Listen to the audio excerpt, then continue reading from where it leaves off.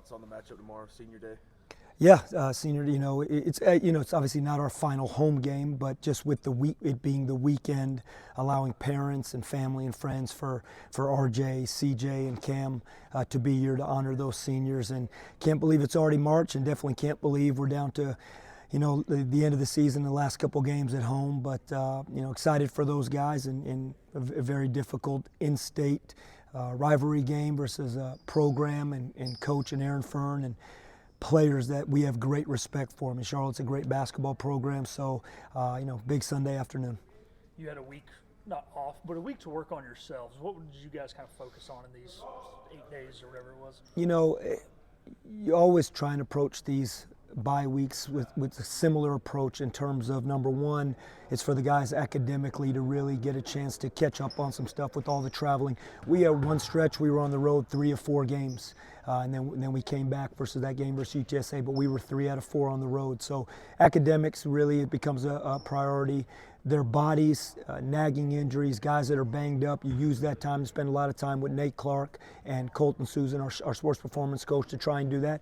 And then, as you said, you try and fine-tune anything you can that, as you've looked over all of conference play or in the last 2 or 3 games, areas that you can sharpen up, whether it be individual skill sets or stuff on our offense, stuff defense.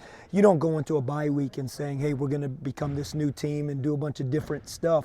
You try and sharpen up the stuff that hopefully you've either been doing well and improve it on, or stuff that you haven't been able to be as successful as you want, and you figure out why, and you spend that time in practice doing that.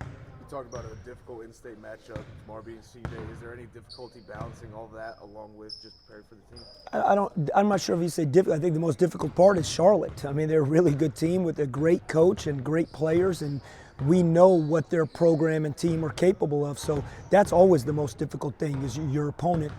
We have to have some maturity when it comes to some of those other atypical distractions that may be around, like honoring seniors and maybe more family and friends being around. But you know what? I think everybody deals with that. Every game has its own thing. This just happens to be it, and every team in the country does a senior honor game, and you got to deal with that. But your opponent and preparation for playing a really good team, that's always the most challenging part. You played them earlier in the season. It was kind of a tale of 2 halves. The first half was a little more up-tempo, fast-paced. The second half was a little more kind of basketball you guys like to play and they like to play. When you watch film from that first game, do you kind of split it into the 2 halves, or do you merge them together? How do you do that? I think so much so every game has its own unique momentum and rhythm that happens during the game. We didn't go into the game knowing that RJ was going to shoot the ball like he did that game. We tried to attack what we thought we could be successful. They did a good job doing what helps them be successful, and all of a sudden RJ starts shooting the ball like that. And I think we made a season high from behind the 3-point line as a team. I believe that was the game. I know he made 7 himself. So shooting is such a key component to it. So sometimes whatever your game plan is going in, however that's going, if the ball starts going through the hoop or vice versa, it's not going through the hoop, you have to make adjustments. So I don't know if I look at it as 2 different halves. I look at it like that game we shot the ball well and we were fortunate, and that really helped us.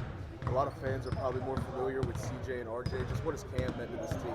Oh, Cam has meant so much to this team. He's been here 2 years. I think he's been so loyal to what's on the front of his jersey. He's a North Carolina high school kid that played for a great program in Greensboro Day. And so I think anytime you have a chance for someone to finish their career here, he graduated last year. He's always represented this program in the first-class manner. He's represented ECU, and he takes a lot of pride in being an ECU Pirate. And so I think that says a lot, because he went through a lot of challenges last year with the eligibility stuff. He hit the ground midway through the season. He had a chance to say, I don't want to play. He had a chance to say, I don't want to lose any eligibility. I want to keep this year. That was on the table. And he said, I want to play. So he gave up 10, 11 games of his 4th year or a senior, so to speak, senior year of college. He was graduating to play for ECU. And I get great respect for that, and we love Cam Hayes. Coach, obviously you and your family going and purchase the tickets. You didn't do that for yourself. You did that for your players. How important is it tomorrow to make it all about these players? And I know, like I said, it's not the last home game, but to get the Pirate Nation 8,000 strong. It would be incredible for these guys to experience that.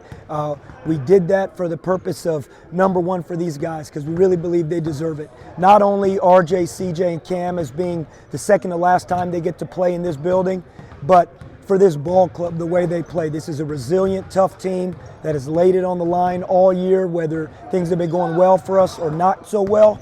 I think this team has played really hard until they make us leave the court, until they say there's no more time on the clock. So yes, it's for them, but I also believe it's for Pirate Nation, because I think hopefully Greenville, ECU, Pirate Nation, Basketball Nation is understanding this can be a special basketball place, and it's fun in here. And then the end of regulation and overtime versus UTSA, when this place got going and everyone was on their feet, this has a real electric basketball atmosphere.